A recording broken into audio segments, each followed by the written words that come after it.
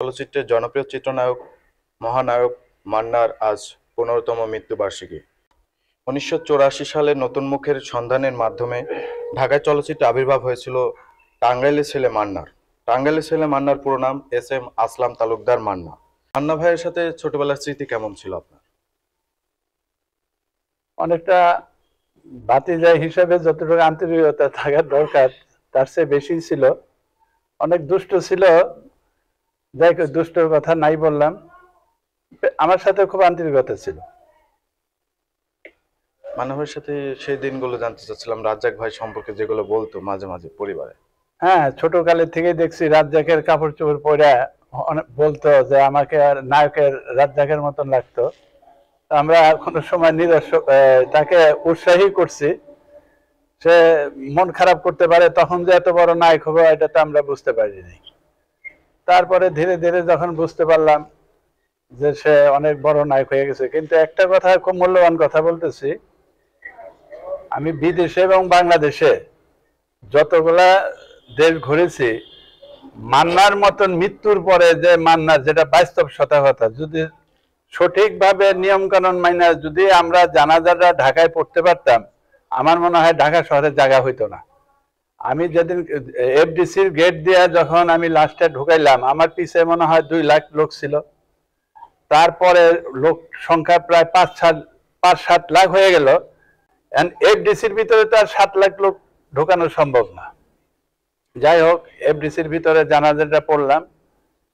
যখন লাশ নিয়ে বের হব, তখন যে দৃশ্য, পাবলিকের যে সমাগমটা দেখলাম, মানে কল্পনাই করতে পারি নাই। আমার তো মনে হয় ওই সময় 10 লাখ লোক ছিল।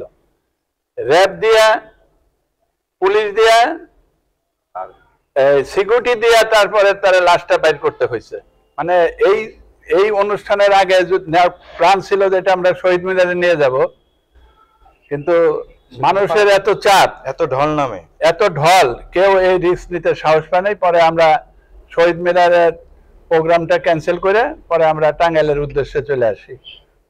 কিন্তু টাঙ্গাইলে আসার পথে জায়গায় জায়গায় রাস্তার দুই ধারে হাজার হাজার লোক জড়ো হয়ে আসছে। তাদের অনুরোধ, সামনে মাইক্রোবাসের সামনে দাঁড়াইয়া বলতেছে 2 মিনিটের জন্য একটু গাড়িটা থামান, আমরা একটু দেখব। কিন্তু সেটা তো সম্ভব হয় নাই। তার কারণটা হইলো, অলরেডি টাঙ্গাইলে মাইকিং মেরে দিছে স্টেডিয়ামে জানাজা হবে। এই কারণে রাস্তায় আমরা কোনো জায়গায় দাঁড়ানোর সৌভাগ্য বা সময় দিতে পারি নাই। যখন স্টেডিয়ামে ঢুকি, তখন স্টেডিয়ামটা একদম ফাঁকা ছিল, কোনো লোকজনই ছিল না। মান্নার লাশটা ঢোকার পরে উইদিন 15 মিনিটের ভিতরে মনে হয় যে হাজার হাজার লোক এসে জড়ো হয়ে গেল। এত লোক কই থেকে আসলো কল্পনাও করতে পারিনি। তারপর ওখান থেকে লাশটা নিয়ে আমরা যখন এলাঙ্গা আসলাম, এলাঙ্গা এসে দেখি যে আরো অবস্থা খারাপ।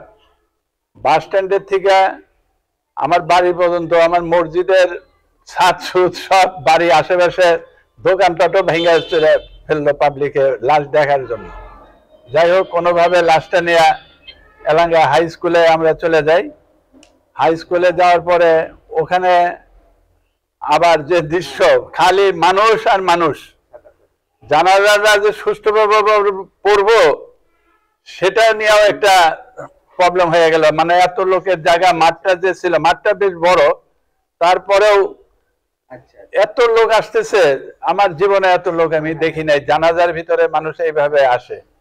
তারপরে যাই হোক, সুষ্ঠুভাবে জানাজা শেষ করে আমি যে বাড়ি পর্যন্ত যাবো সে পরিস্থিতি ছিল না। আমি আর এই লাশটা গাড়ির মধ্যে তুলে দিয়ে আমি ব্যক্তিগতভাবে মাইশের বাড়ির ভিতরে ঢুকে আঁকা বাঁকা রাস্তা দিয়ে বাড়ি বাড়ি হইয়া পরে আমি আমার বাড়িতে বুঝতে পারছি।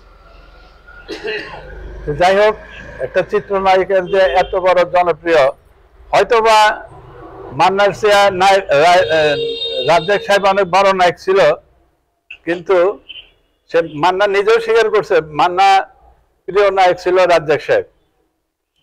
মরার আগে এক সাক্ষাৎকারও বলছিল যে আমার প্রিয় নায়ক রাজ্জাক সাহেব।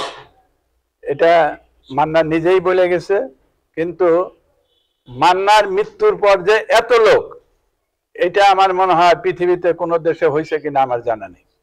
হ্যাঁ, ঢাকা শহরকে কলাপস করছে। একদম ঢাকা শহর ক্লাবস মানে কি এই এফডিসির আশেপাশে বললাম না, আমরা বাধ্য হয়েছি শহীদ মিনারে নিয়ে লাশটা মানুষের দেখার জন্য একটু সুযোগ করে দেওয়ার ইচ্ছা ছিল, কিন্তু মানুষের ঢলের কারণে সেই প্রোগ্রামটা বাধ্য হয়েছি আমরা সেই প্রোগ্রামটা ক্যান্সেল করতে।